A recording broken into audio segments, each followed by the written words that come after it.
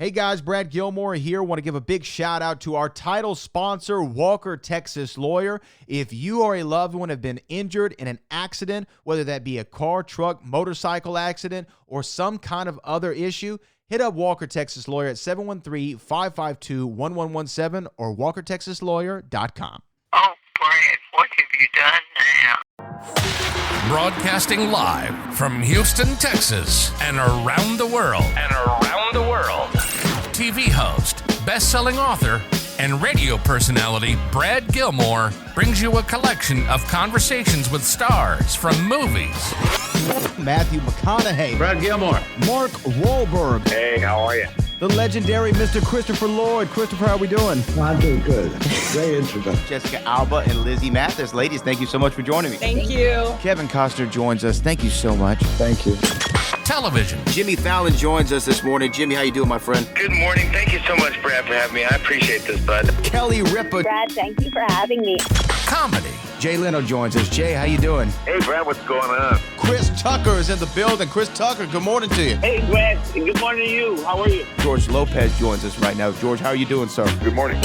Music. Lola Monroe. Thank you. Thank you for having me. The legendary frontman of AC/DC, Brian Johnson, joins us right now. Brian, how you doing? Good morning, Brad. What lovely to talk to me. Funny lad. Megan Trainor. Thank you so much, Brad. You're awesome. Chloe Bailey joins us. I appreciate the time. Appreciate you. And more. This is The Collection. Now your host, The Boat. Brad Gilmore!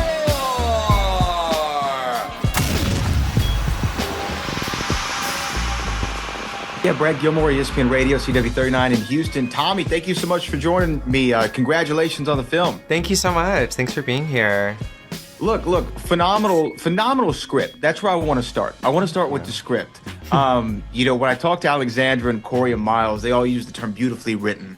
And for somebody who is writing and directing, how different, I always love this question for writer-director, like how different is the draft that you went to shoot with than the very first draft of the screenplay that you did? I think the draft I went to shoot with is probably the 20th draft of the screenplay. Yeah, it's incredibly different. There are full characters and storylines that are gone. There are new people and places and things that come into play, and then everything kind of changes again because you end up with artists like Miles and Corey and Alex and Lena and Cole and Amy Landecker who bring so much humanity and complexity to these roles that like I could only imagine. And then I want to make it as good as possible for them. And so I'm changing things on the day all the time, too.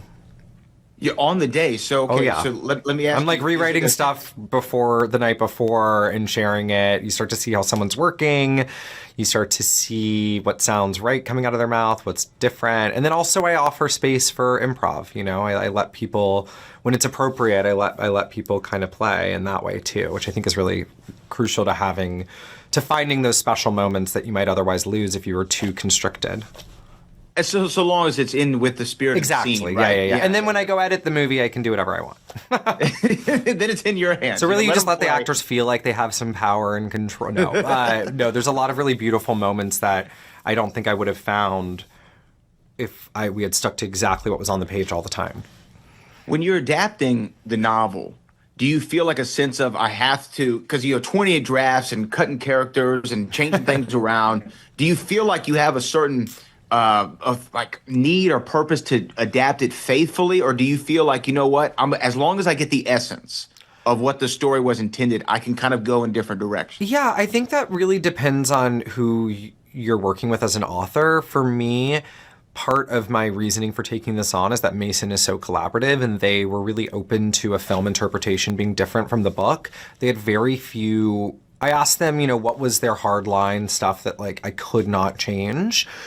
And what they offered me was really clear, and it was just that Ben and Nathan end up together in the end, and that it ends on a more positive note. And I was like, I can do that. I can totally do that. And then everything else just needs to be in service of the medium that we're working in. And so I took a lot of thought and care into why I had to cut or truncate or combine certain roles in different moments and change certain parts of the story, because a book that's written in 2015, 2016 now is coming out in 2025, the world is different and these people are different, and our understanding of gender and love and family and chosen family and all of these things is constantly evolving.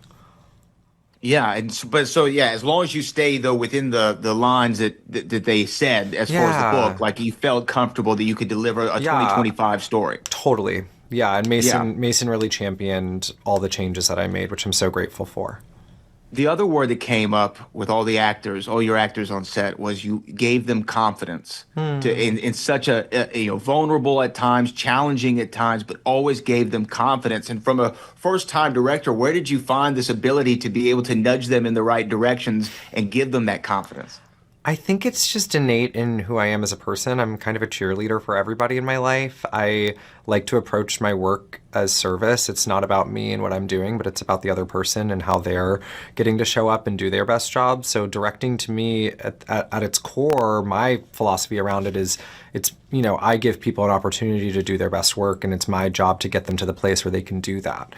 And that's different for every single person. I also really believe in all of these artists, in front of and behind the camera, above and below the line. I believe in, otherwise I wouldn't have agreed to work with them for 6 months or even longer.